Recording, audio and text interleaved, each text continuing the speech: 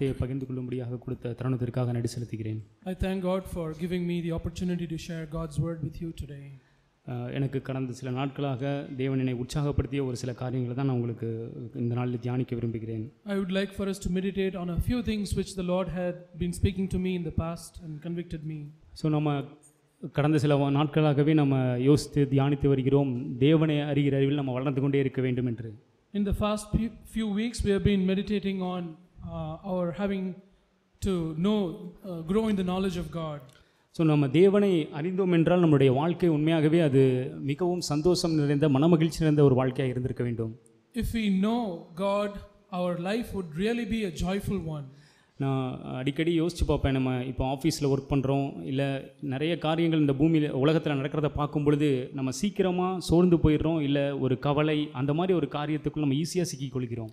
I think about this even in our work situations. We go through different circumstances which lead us to discouragement very easily.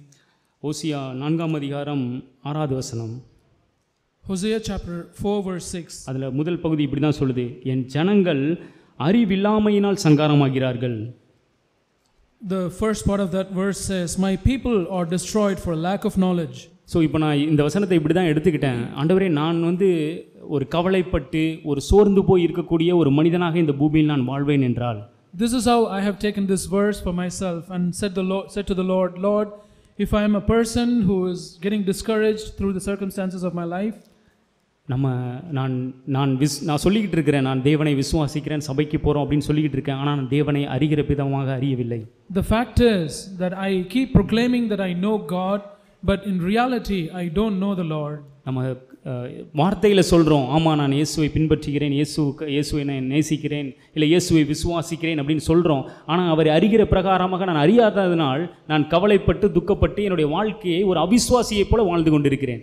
We proclaim with our words through our mouth that I know God and I know Jesus, but because of unbelief, because we don't know God in reality, that I easily get discouraged and go into unbelief. So நான் எப்போல்லாம் இந்த சோர்ந்து போகக்கூடிய சோதனை வருதோ, இல்லை கவலைப்படக்கூடிய சோதனை வரும்பொழுதெல்லாம், ஆண்டவரே நான் உங்களை நான் விசுவாசித்து வாழக்கூடிய ஒரு சீஷன்னு சொல்கிறேன், ஆனால் என்னுடைய வாழ்க்கை ஏன் இப்படி கவலைப்படக்கூடிய சோர்வுடைய ஒரு வாழ்க்கையாக இருக்கிறது அப்படின்னு நான் நிதானித்து பார்த்து அதுலேருந்து மனம் திரும்ப உடனே. When I am tempted to be discouraged and worried, I tell the Lord, Lord, I want to be your disciple, but then I am often discouraged. I want to repent of it. I want to come out of it. So இந்த நாளிலும் நான் ஒரு சில வசனங்கள், யோவான் 10ஆம் அதிகாரத்தில் இயேசுவை நம்ம அறிகிற பிரகாரமாக அறிந்தோம் என்றால் நம்ம எவ்வளோ விடுதலையாய் மனமகிழ்ச்சியாய் சந்தோஷமாய் வாழ்ந்திருக்க முடியும் அப்படின்னு தான் நான் தியானிக்க விரும்புகிறேன். I would like for us to meditate on how joyful our lives can be if only we grow in the knowledge of God. I would like to show a few verses from John chapter 10. சகோதர சகோதரிகளே, நான் என்னை நிதானித்து பார்த்தது இதுதான். Brothers and sisters, this is what I have judged myself by. நம்ம ஒரு நாளும் ஆகாயத்தில் சிலம்பம் பண்ணிட வேண்டாம். We should never beat the air.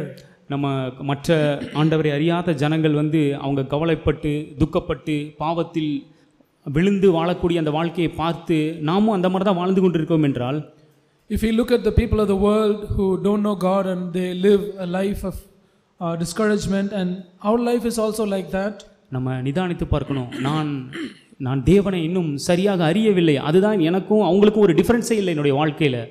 It is because I don't know God the way I should know Him that I find no difference between their life and my life. So நம்ம இந்த நாளிலும் இயேசுவை நம்ம பார்ப்போம், இயேசுவை அறிகிற பிரகாரமாக அறிய நம்ம பிரயாசப்படுவோம். Even today, let us strive to learn, strive to know the Lord and the way we should know Him. யோவான் 10ஆம் அதிகாரம் 9வது வசனம். John chapter 10 verse 9. இங்கே இயேசு கிறிஸ்து தன்னை குறித்து இப்படியே சொல்றார், நானே வாசல், என் வழியாய் ஒருவன் உட்பிரவேசித்தால் அவன் ரட்சிக்கப்படுவான், அவன் உள்ளும் புறம்பும் சென்று மேய்ச்சலை கண்டடைவான். Jesus Christ talks about himself here in this verse. I am the door. If anyone enters through me, he will be saved and will go in and out and find pasture. யோவான் 14ஆம் அதிகாரம். John chapter 14. 6வது வசனம். அதில் இப்படி ஆண்டவர் இயேசு சொல்றாரு, நானே வழியும் சத்தியமும் ஜீவனுமாய் இருக்கிறேன், என்னை அல்லாமல் ஒருவனும் பிதாவினிடத்தில் வரான். In verse 6 the Lord Jesus says, I am the way and the truth and the life. no one comes to the Father but through me. நம்ம இந்த ரெண்டு வசனத்தையும் பார்க்கும் பொழுது இயேசு கிறிஸ்து ஒரு காரியத்தை சொல்றாரு. When we look at these two verses, we can see the Lord Jesus saying something here. அவர் சொல்றாரு, நான் தான் வாசல், நான் தான் வழி. He says, I am the door, I am the way. நம்ம இதை உண்மையாய் விசுவாசிக்கிறோமா என்று இன்னைக்கு நம்ம நிதானித்து பார்ப்போம். Let us judge ourselves to see if we really believe this. நான் இப்படி தான் யோசிச்சு பார்த்தேன். நம்ம சபைக்கு, அதாவது முதலாவது நம்ம ரட்சிக்கப்பட்டு தேவனிடத்தில் வரும் பொழுது இந்த வசனத்தை நம்ம அப்படியே விசுவாசித்து அவரிடத்தில் ஈஸியாக வந்துடுறோம். Let us think about this. When we came to the Lord for the first time, we believed this verse as it is and we came to him. ஏன்னா நமக்கு தெரியும், ஆமா நான் இப்போ அவருடைய மந்தைக்குள் நான் ஒரு ஆடாக செல்ல வேண்டும் என்றால் எனக்கு ஒரே ஒரு வழிதான் இருக்கிறது, அது இயேசு கிறிஸ்துவின் நீதி மாத்திரமே, இல்லை இயேசு கிறிஸ்துவின் மூலமாக மாத்திரமே நான் அவருடைய மந்தையில் இணைக்கப்பட முடியும். We realized at that time that there was only one way to enter as a sheep into his fold, that is, he is the way and he is the righteousness. Apart from it there is no way. ஆனா என்ன ஒரு பெரிய அபாயம் நமக்கு இருக்குனா, but the danger that we face is, நம்ம சபைக்கு வந்து நாட்கள் போகி நம்மளுடைய வாழ்க்கையில் ஒரு சில நற்கிரியைகள் வெளிப்பட ஆரம்பிக்கும் பொழுது, as days go by, as we continue coming to the church and we produce some good works, நம்ம என்ன நினைச்சுக்கிறோம், தேவனுடைய சமூகத்துக்கு போகும் பொழுது ஆண்டவருடைய நீதியும் தேவை பிளஸ் என்னுடைய நற்கிரியைகளும் தேவை அப்படின்னு ஒரு மனப்பான்மையோடு தேவனுடைய சமூகத்துக்கு போக பழகிக் கொள்கிறோம். The danger is that we develop an attitude that when we want to go into the presence of God, we should have the righteousness of God, and at the same time we need to have some kind of our own works or fruits of our own.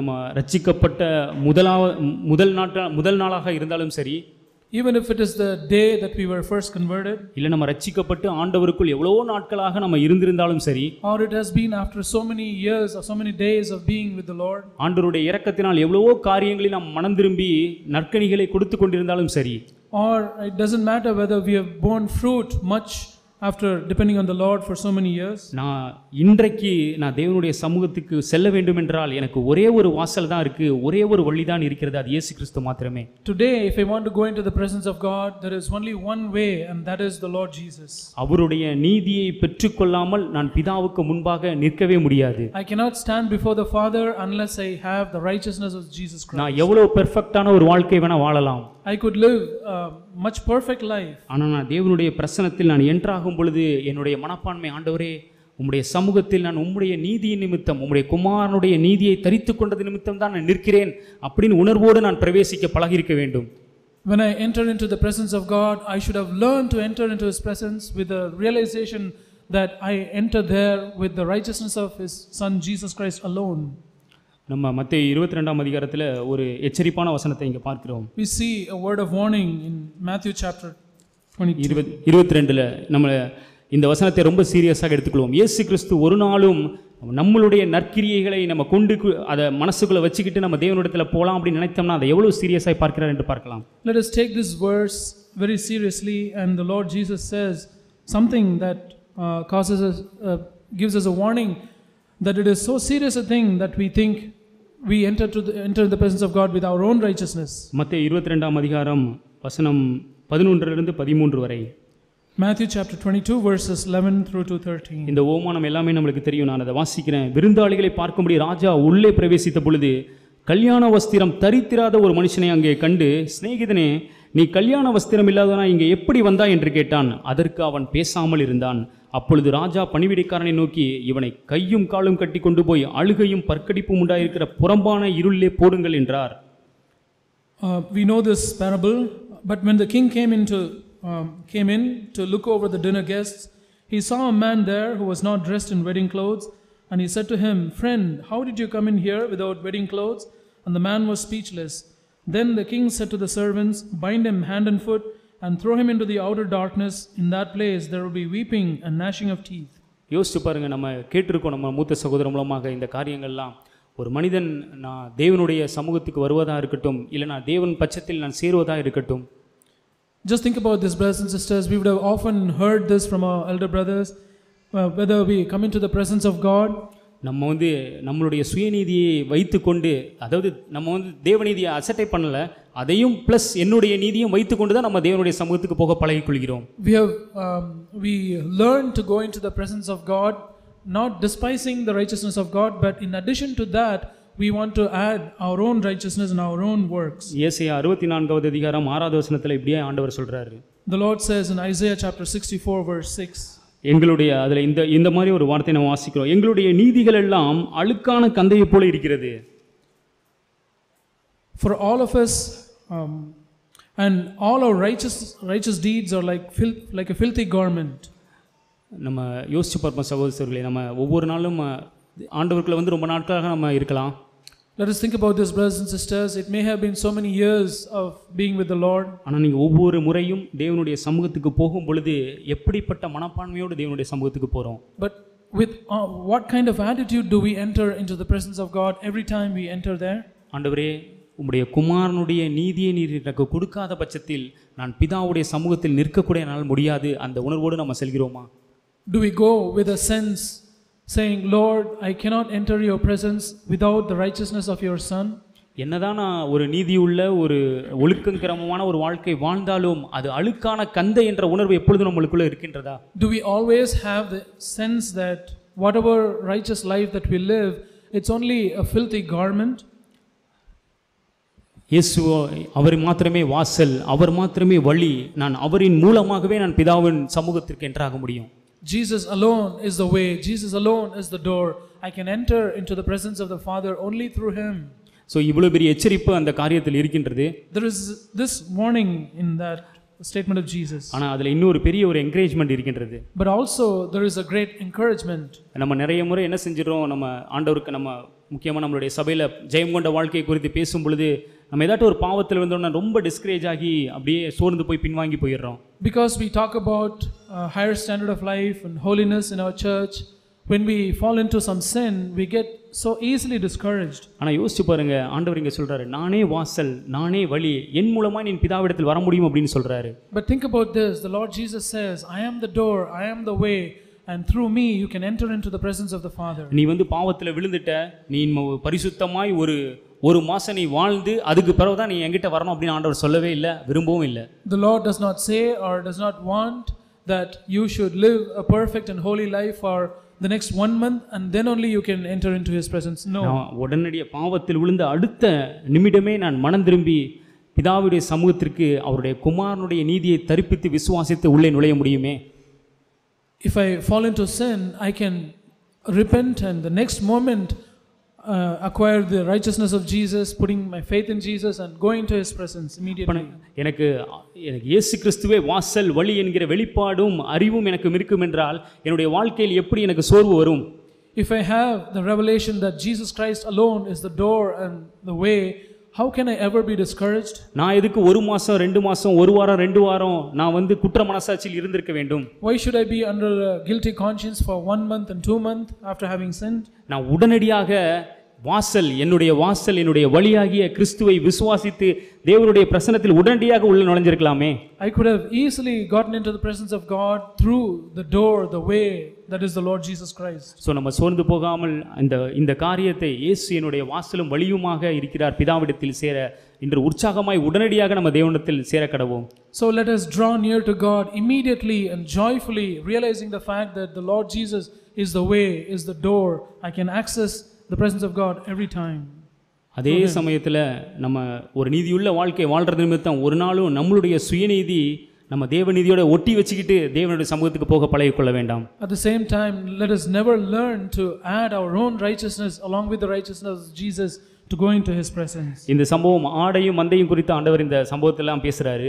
The Lord Jesus talks about the sheep and the fold. நான் இப்படி imagine பண்ணி பார்த்தேன் அந்த காரியத்தை. I just imagine things like this. First day அந்த ஆடு வந்து வாசல் வழியாய் ஒரு ஆடு வாசல் வழியாய் அந்த மந்தைக்குள்ள போகுது. The first day a sheep enters into the fold through the door. அப்போ அந்த ஆடு என்ன ஒரு நினைப்போட போயிருக்குனா, இந்த மந்தையில் சேர்றதுக்கு வந்து நான் தகுதியானவனே கிடையாது அப்படின்னு சொல்லிட்டு ஃபஸ்ட்டு அந்த வாசல் ரொம்ப இடுக்கமான வாசல், அதில் ஈஸியாக அதனால் போக முடிந்தது. So this is what would have gone into the mind of that sheep on the first day. That was a narrow way, a narrow door, and then it thought, I don't deserve to get into this flock. ஆனால் நாட்கள் போக போக இப்போ மந்தையில் இருந்து மேய்ப்பன பின்னாடியே நடக்க பழகுது. So as days go by, it learns to walk alongside the shepherd. So அதுக்கு வந்து ரொம்ப நாளாவே நடந்து இப்போ மேய்ப்பன் சொல்கிறதுக்கெல்லாம் கரெக்டாக ஒபே பண்ணி நடக்க பழகிடுச்சு. So now it has learned to walk according to the command of the shepherd. இப்போ அந்த ஆடு என்ன நினச்சிக்கிச்சுன்னா, இப்போ நான் வந்து இயேசுவை இந்த இத்தனை ஆடுகளில் நான் தான் பெர்ஃபெக்டான ஆடு, அவர் சொல்கிறதுக்கு ஒரு நிமிஷம் ஒரு தடவை கூட நான் டிஸ்ஓபே பண்ணவே இல்லை அப்படின்னு சொல்லிட்டு ஒரு திக்கான ஒரு போர்வையை மேலே போட்டுக்கிச்சு. Now what it does is it just thinks that now that I have perfectly obeyed my shepherd, and thinking that it has put a covering over it. ஏன்னா தனியாக தெரியணும்ல, நான் வந்து பெர்ஃபெக்ட் பர்சன் அப்படின்னு தனியாக தெரியறதுக்காக ஒரு திக்கான போர்வையை அது மேலே போட்டுட்டு நான் தான் இயேசுவை வந்து சரியாக பின்பற்றக்கூடிய ஆடு அப்படின்னு நினச்சிக்கிட்டு நாட்களை நடக்க ஆரம்பிக்குது. So it starts walking with a thick covering over it to differentiate itself from the other sheep, and it starts walking. இப்போ மந்தைக்குள்ளே போனோம். Now it has to go into the flock. வாசல் ரொம்ப இடுக்கமானது. The door is a narrow door. நான் இப்படி தான் அதை imagine பண்ணி, இப்போ ஆடு வந்து உள்ள என்ட்ராக ட்ரை பண்ணுது, அந்த போர்வை வந்து அதை அலோவ் பண்ண மாட்டேங்குது உள்ளே போகிறதுக்கு. So this is how I imagine things now, because the covering is so thick, when the sheep tries to enter into the flock and the door is narrow, it's not able to enter there. அதால் என்ட்ராகவே முடியல. It's not able to enter in. ஒன்று தான் செய்யணும். அது It could do only one thing. அந்த first day வரச்சில் எப்படி வந்துச்சோ அதே மாதிரி அந்த போர்வையை தூக்கி போட்டுட்டு எளிதாக அதுக்குள்ளே போயிடலாம். It could just throw away its covering and then go into the flock just like it had done the first day. நம்மளை குறித்த எல்லா அந்த மேன்மையான எண்ணத்தை எல்லாத்தையும் தூக்கி எரிஞ்சிட்டோம்னா ஈஸியாக மந்தையாய் நாம் இணைவது மிகவும் எளிதாக இருக்குமே. If we throw away all the high thoughts about ourselves, it will be very easy for us to get along with the flock. அது எவ்வளோ விடுதலையான வாழ்க்கை. What a free life that is. ரெண்டாவதாக அதே யோவான் 10ஆம் அதிகாரத்தில் இயேசு கிறிஸ்து தன்னை குறித்து இன்னொரு காரியத்தை சொல்கிறார். நானே நல்ல மேய்ப்பன். 10ஆம் அதிகாரம் 11வது வசனம். In the same chapter, John chapter 10, the Lord Jesus says something about himself. In verse 11 he says, I am the good shepherd. நம்ம எந்த அளவு இந்த காரியத்தை நம்ம விசுவாசித்து வாழ்கிறோம்? How much do we believe this and live according to it? இயேசு கிறிஸ்துவே தன்னுடைய சொந்த வாயினால் சொல்றார், நம்மளை பார்த்து நான் நல்ல மேய்ப்பன் அப்படின்னு சொல்றார். The Lord Jesus himself says, I am the good shepherd. அந்த நல்ல மேய்ப்பனுடைய 3 காரியங்களை நான் காண்பிக்க விரும்புகிறேன். I would like to show you 3 things of that good shepherd. அதே 10ஆம் அதிகாரம் 13வது வசனம். Verse 13. கூலியாள் கூலிக்காக வேலை செய்கிறவனாகியால் ஓடி போகிறான், ஆடுகளுக்காக அவன் கவலைப்படான். He flees because he is a hired hand and is not concerned about the sheep.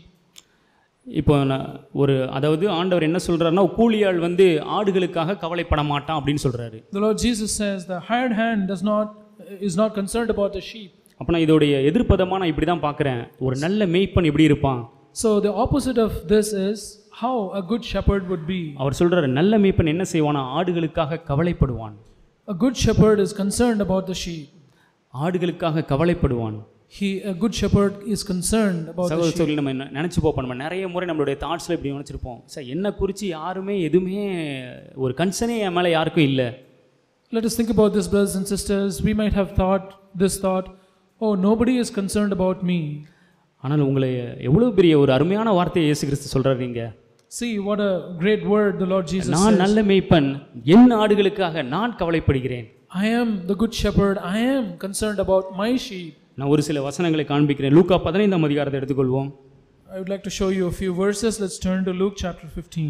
நம்ம அதில் வசனங்களை ஃபுல்லாக வாசிக்க போகிறதில்ல, நான் ஒரு சில சென்டென்ஸை மட்டும் நான் உங்களுக்கு காண்பிக்க விரும்புகிறேன். We're not going to read the whole verses. I would like to point out a few. அந்த சம்பவங்கள்லாம் நமக்கு தெரியும், அதை அப்படியே மனதில் வைத்து இந்த வசனத்தோடு ஒப்பிட்டு நீங்கள் தியானிச்சு பாருங்க. We know all those parables and instances. Just keep that in the back of your mind as we meditate on this.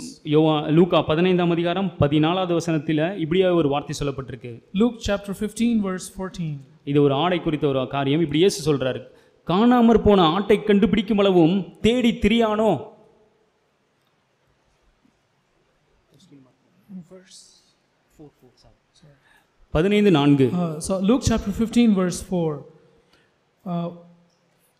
See, open pasture and go after the one which is lost until he finds it.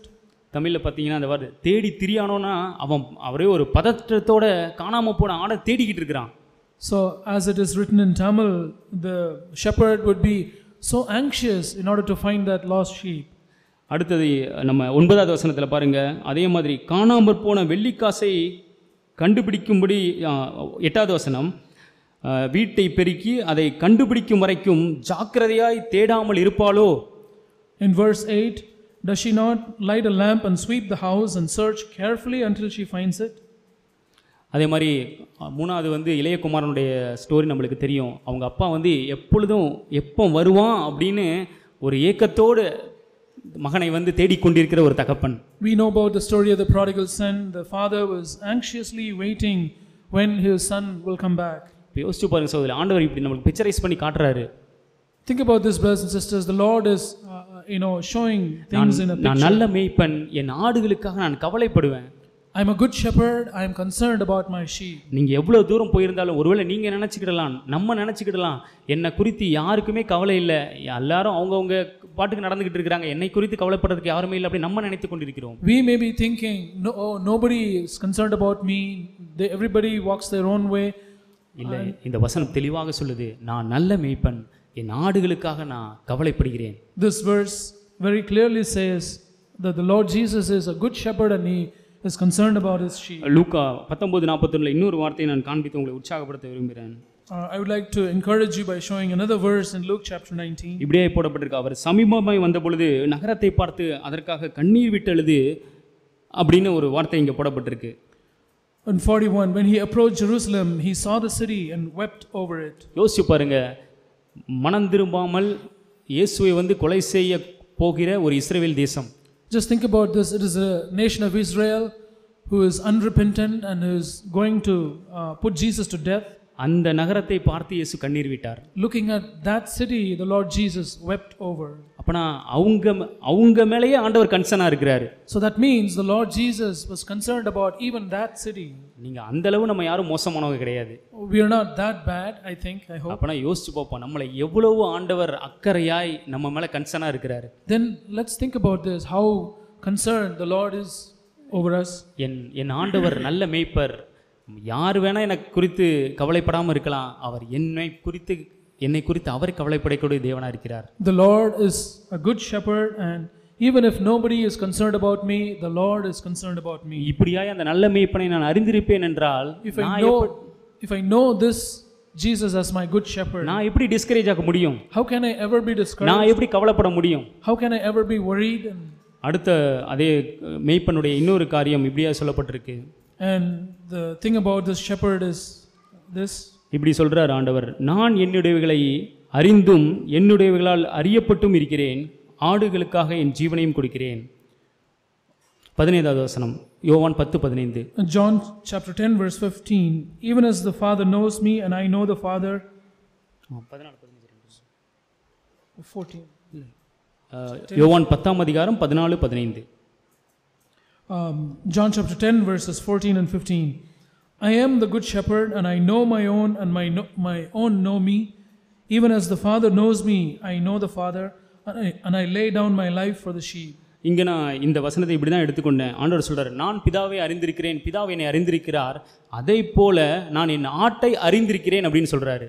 This is how I have taken this verse. The Lord Jesus says, I know the Father knows me, I know the Father, in the same way I know my sheep. அதாவது என்னை குறித்து எல்லாவற்றையும் அறிந்திருக்கிறார் அவர். That means the Lord Jesus knows complete facts about me. என்னுடைய பலவீனங்களை அவர் அறிந்திருக்கிறார். He knows about my weaknesses. என்னுடைய பலத்தையும் அறிந்திருக்கிறார். He knows about my strengths. ஒருவேளை உங்களுக்கு க்ளோஸா இருக்கிற நம்மளுடைய ரிலேட்டிவ்ஸ் இல்ல நம்ம நெருக்கமான உறவுகள் கூட நம்மை குறித்து முற்றிலுமாக அறிந்திருக்க முடியாது. Perhaps our close relatives and friends might not even have known about our. ஆனால் ஆண்டவர் இங்க சொல்றாரு, யார் அறிந்திருக்கிறாங்களோ இல்லையோ, நான் உன்னை முற்றிலுமாக அறிந்திருக்கிறேன். But the Lord here says, irrespective of whether anybody else knows about you, I do know you. இதை நம்ம பேதுருடைய வாழ்க்கையில பார்க்கலாம். அதே பேதுரு யோவான் 21ஆம் அதிகாரத்துல நம்ம அந்த கடைசி சம்பவங்கள். It's the last incident in that gospel, John chapter 21. 17வது வசனத்தில் நடுவுல இப்படியே ஒரு வார்த்தை பேதுரு பேச சொல்றாரு. Peter says in the middle of verse 17. நம்ம முற்றிலுமாகவே வாசிக்கலாம். 3ஆம் தரம் அவரை நோக்கி, யோனானின் குமாரனாகிய சீமோனே, நீ என்னை நேசிக்கிறாயா என்றார். என்னை நேசிக்கிறாயா என்று அவர் 3ஆம் தரம் கேட்டபடினாலே பேதுரு துக்கப்பட்டு, ஆண்டவரே, நீர் எல்லாவற்றையும் அறிந்திருக்கிறீர், நான் உம்மை நேசிக்கிறேன் என்பதையும் நீர் அறிவீர் என்றான். இயேசு என் ஆடுகளை மேய்ப்பாயாக என்றார். John chapter 21 verse 17, he said to him the third time, Simon, son of John, do you love me? Peter was grieved because he said to him the third time, "Do you love me?" And he said to him, "Lord, you know all things. You know that I love you." Jesus said to him, "Tend my sheep." பேதுரு எப்படி இயேசுவை பார்த்திருக்காரு பாருங்க. See how Peter had looked at the Lord Jesus. நான் இப்படி தான் பேதுருவை போல இயேசுவை பார்க்க விரும்புறேன். This is how I want to see Jesus, just like Peter looked at Jesus. பேதுரு சொல்றாரு, இயேசுவே என்ன மத்தவங்க என்ன எவ்வளவு அறிஞ்சிருக்காங்கன்னு எனக்கு தெரியல. Peter says, "Lord, I don't know how much of me others know about. ஆனா நீர் எல்லாவற்றையும் அறிவீர். என்னை பற்றி எல்லாவற்றையும் உங்களுக்கு தெரியும் ஆண்டவரே. But you know all about me, Lord." அதுல எவ்வளவு பெரிய ஒரு பாதுகாப்பு. See what a great protection there is. எபிரேயர் 4ஆம் அதிகாரம், Hebrews chapter 4. அதுல நம்ம இந்த வசனத்தை நம்ம இப்படி இந்த நல்ல மீட்பனுடைய அந்த காரியத்தோடு ஒப்பிட்டு படிக்கும் பொழுது அவ்வளவு உற்சாகமா இருந்தது. When we compare this fact about the good shepherd with this verse, it's a great encouragement to me. 4ஆம் அதிகாரம் 15வது வசனம். Hebrews chapter 4 verse 15. நம்முடைய பலவீனங்களை குறித்து பரிதபிக்க கூடாத பிரதான ஆசாரியர் நமக்கு இராமல் எல்லா விதத்திலும் நம்மை போல் சோதிக்கப்பட்டும் பாவமில்லாதிருக்கிற பிரதான ஆசாரியரே நமக்கு இருக்கிறார். For we do not have a high priest who cannot sympathize with our weaknesses, but one who has been tempted in all things as we are, yet without sin. So நம்ம சபையில் கேட்டிருப்போம் இந்த மாதிரி நமக்காக பரிதபிக்கக்கூடிய ஒரு பிரதான ஆசாரியர் நமக்கு இருக்கிறார். We've heard in the church that the high priest is one who can sympathize with us. என்னுடைய பலவீனங்களை நன்றாக அறிந்து எனக்காக பரிதபிக்கக்கூடிய ஒரு பிரதான ஆசாரியர். He is the high priest who knows my weaknesses completely and sympathizes with us. மற்றவர்களுடைய பலவீனங்களை பார்க்கும் பொழுது அவங்க என்ன செய்வாங்கன்னா என் மேல கல்லெறியலாம், இல்லை என்னை நியாயம் தீர்க்கலாம். When others know about my weaknesses, perhaps they might throw stones at me or they might despise me. ஆனா நல்ல மேய்ப்பன் என்ன சொல்றாருன்னா, but you know what the good shepherd says? உன்னுடைய பலவீனங்களை குறித்து அறிந்த உனக்காக பரிதபிக்கக்கூடிய நல்ல மேய்ப்பன் நான். I am the good shepherd who is the high priest who can sympathize with you, knowing all about your weaknesses. ஆமாம் சகோதரர்களே, பேதுருவை போல நம்ம இயேசுவை பார்த்துருவோம். Yes brothers and sisters, let us look into the Lord Jesus as Peter had. எவ்வளவு பெரிய இடுக்கமான சூழ்நிலைகள் நம்ம வாழ்க்கையில் நடந்தாலும், whatever pressing circumstances we may go through in our life, நம்ம எவ்வளவுதான் நம்மளுடைய பலவீனங்களை குறித்து நம்ம சோர்ந்து போனாலும், however discouraged we may be because of our circumstances, நம்ம இயேசுவே என் நல்ல மேய்ப்பர், என்னுடைய எல்லாவற்றையும் அறிந்திருக்கிறார், எனக்கு உதவி செய்ய முடியும் அவரால். Let us tell the Lord, Lord Jesus, you are a good shepherd, you know everything about me and you can help me. So நம்ம இயேசுவை, அந்த நல்ல மேய்ப்பரை, என்னை முற்றிலுமாக அறிந்திருக்கிற நல்ல மேய்ப்பராக நம்ம பார்க்க பழகிக்கொள்வோம். Let us learn to look at Jesus as a good shepherd who knows all about me and wants to help me. மூன்றாவதாக அதே யோவான் 10ஆம் அதிகாரத்தில் நம்ம பார்த்த அந்த 15வது வசனத்தின் பிற்பகுதி, அது ஆடுகளுக்காக என் ஜீவனை கொடுக்கிறேன். The third thing is in chapter 10, the second part of verse 15. I give my life for the sheep. I lay down my life for the sheep. இங்க நல்ல மேய்ப்பர் சொல்றாரு, நான் என்ன ஆடுகளுக்காக, அதாவது எனக்காக உங்களுக்காக நான் ஜீவனையே கொடுக்கிறேன் அப்படின்னு சொன்னாரு. இன்னைக்கு கொடுத்துட்டார் நமக்கு ஏற்கனவே. So the Lord Jesus says he lays down his life for you and me, and he has already done that. He has laid down his life for us. யோவான் 15ஆம் அதிகாரத்தில் நம்ம இப்படியாய் ஆண்டவர் எந்த அன்பு மிகப்பெரிய அன்பு அப்படின்னு சொல்றதுக்கு ஒரு சென்டென்ஸ் சொல்றாரு.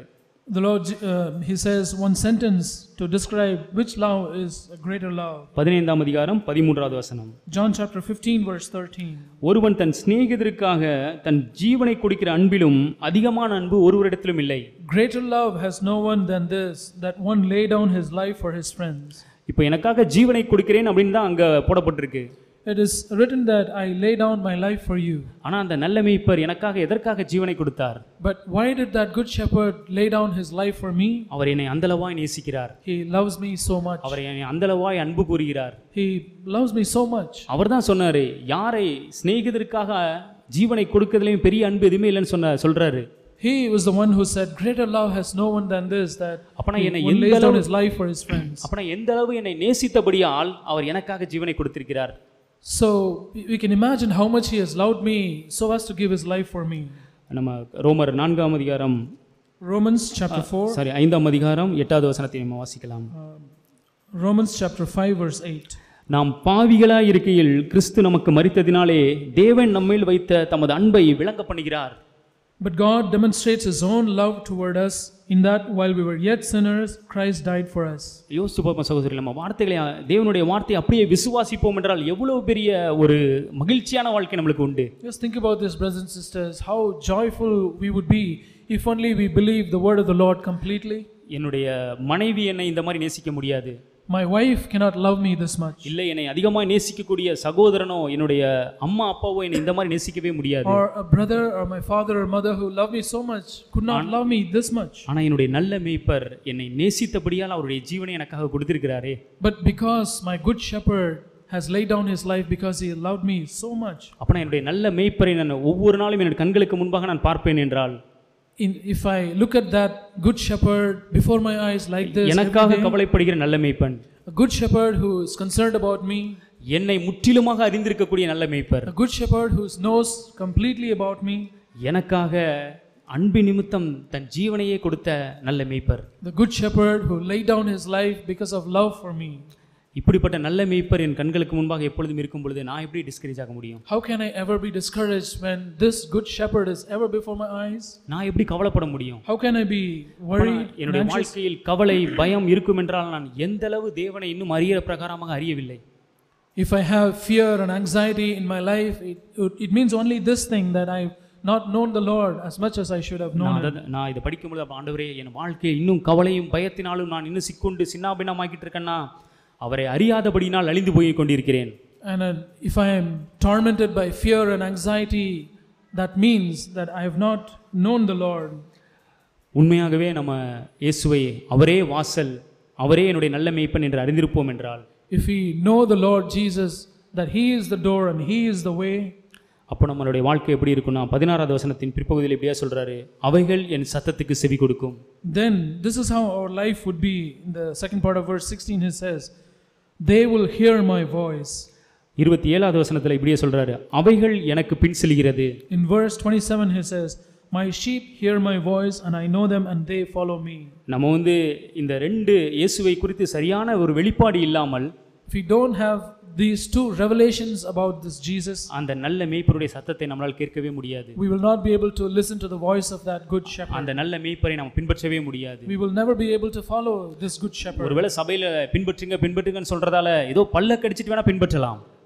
maybe we grit our teeth and try to follow the Lord Jesus because we keep hearing follow Jesus in the church. ஆனா நம்ம உண்மையாகவே அவரை ஆண்டவரே நீர் ஒருவரே வாசல், நீர் ஒருவரே என்னுடைய நல்ல மேய்ப்பர் என்ற வெளிப்பாடோடு நாம இருப்போம் என்றால் அவருக்கு செவி கொடுப்பது, அவரை பின்பற்றுவது நம்மளுக்கு சந்தோஷமும் மனமகிழ்ச்சியுமான ஒரு காரியமாக இருக்கும். But if only we know Jesus to be the way, the door, and he is our good shepherd, then it will be very easy for us and it will be joyful for us to follow him.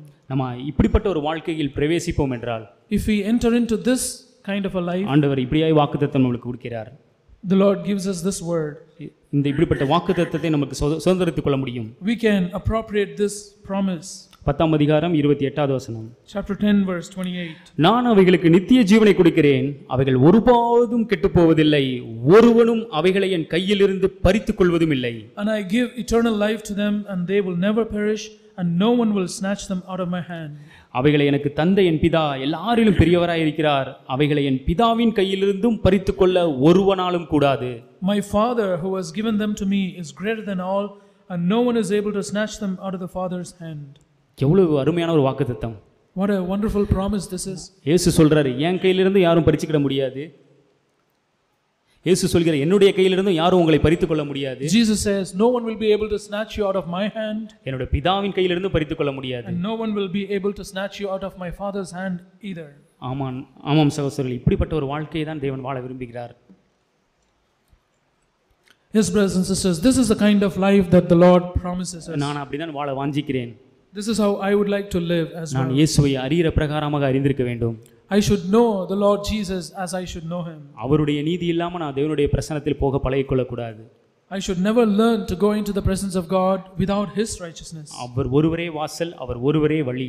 He alone is the way and he alone is the door. அவர் என்னுடைய வாழ்க்கையில் என்னுடைய நல்ல மேய்ப்பர். அவர் He is the good shepherd in my life. அவர் எனக்காக கவலைப்படுகிற நல்ல மேய்ப்பர். He is a good shepherd who is concerned about me. என்னை முற்றிலுமாக அறிந்திருக்கக்கூடிய நல்ல மேய்ப்பர். He is a good shepherd who knows completely about me. என் மேல் வைத்த அளவு கடங்காத அன்பு நிமித்தம் எனக்காக ஜீவனை கொடுத்த நல்ல மேய்ப்பர். He is a good shepherd who laid down his life for me because of the tremendous love that he has for me. ஓ, நான் இப்படிப்பட்ட நல்ல மேய்ப்பருக்கு நான் செவி கொடுக்கட்டும்.